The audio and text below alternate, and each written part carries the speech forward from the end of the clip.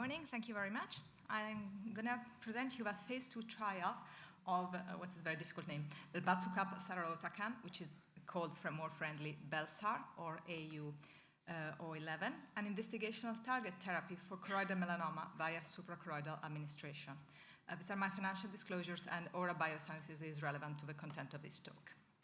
So, as we know, uveal melanoma is the most common primary intraocular tumor, and despite excellent local control, survival has not improved over the past 100 years.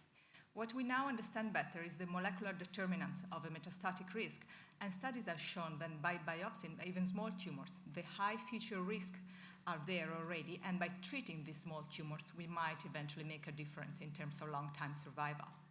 Therefore, the paradigm shift of treating uveal melanoma is now towards being more aggressive towards small tumors, which unfortunately tend to be easily detected when they're close to the optic disc and macula, and hence the very effective radiotherapy has a toll we have to pay in terms of visual acuity. So what can we do to improve this?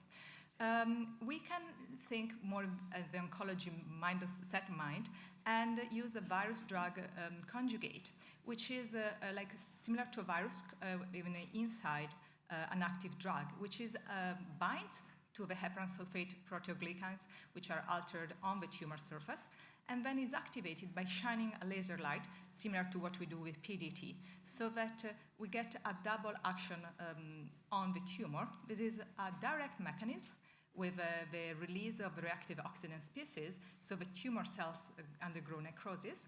And also there is an indirect effect, which is the immune-mediated killing of tumor cells because the necrosized cells release antigens, and these are recognized by memory T cells.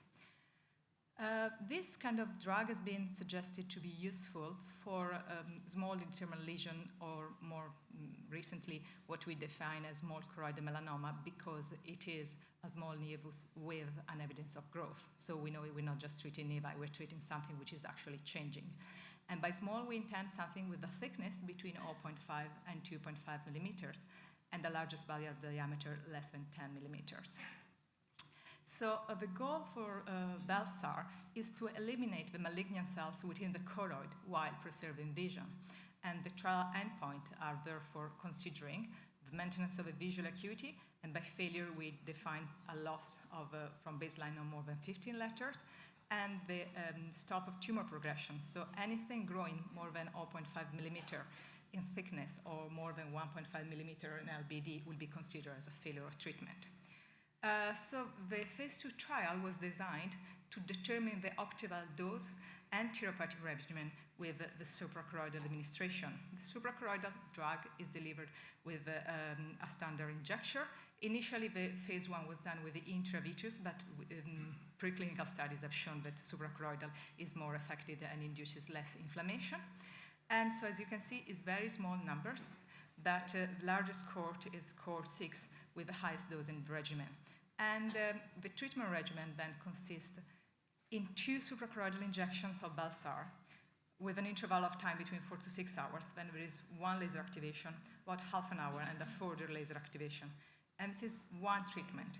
And the patient needs to undergo 1 cycles, which are 3 weekly treatments, followed by 1 week of pause with 3 more weekly treatments. So basically, it's a very, very intensive treatment.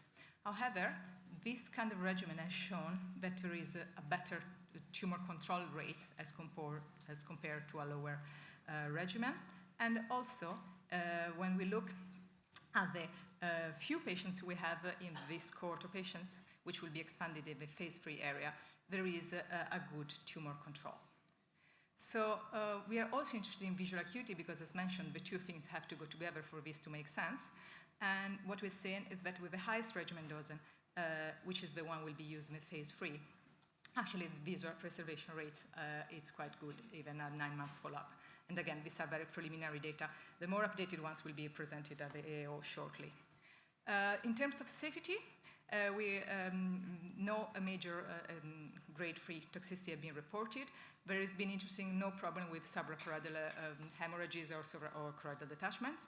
And the moderate severity events were related to the injection procedure, like scleritis or conjunctival edema. The global phase 3 study has just been launched in the United States and is coming to Europe shortly. And we'll have two regimen doses, the higher regimen, 18 milligram, the lower dose, and then a sham control arm, aiming to enroll about 100 patients and showing a difference between visual acuity and tumor progression among the patients treated with a higher regimen and the control sham. And this is the people who have been doing the studies in the US so far. Thank you very much.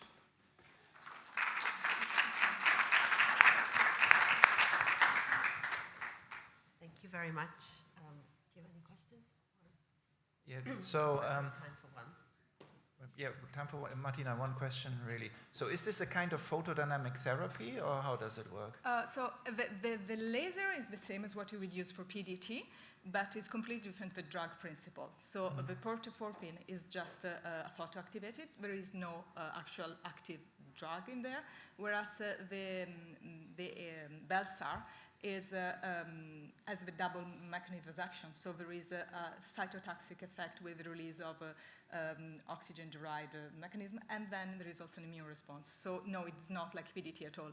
And this is a very important question because we know that PDT was considered as a good option for many years for small tumors until we had long enough follow-up. Okay. And then so it seemed like it worked, but then with a 10 years follow-up, he realizes could only control tumors in a very limited amount of patients. So I think it's very important. The process is the same idea, but the molecule and the drug is completely different. And also there was no time to discuss this, but there is a lot of preclinical studying going on to look at the immune effect systemically, because we are injecting things which are working in the blood. And with mice model, it's been shown by injecting the drug and activating it in one tumor, it has an episcopal effect, so it activates the immune response elsewhere. So we do hope that, first of all, the regimen gets changing. It's not as crazy as injection as it is right now, but okay. Also that this might have a long-term effect in terms of metastatic disease. Thank you. Thank you.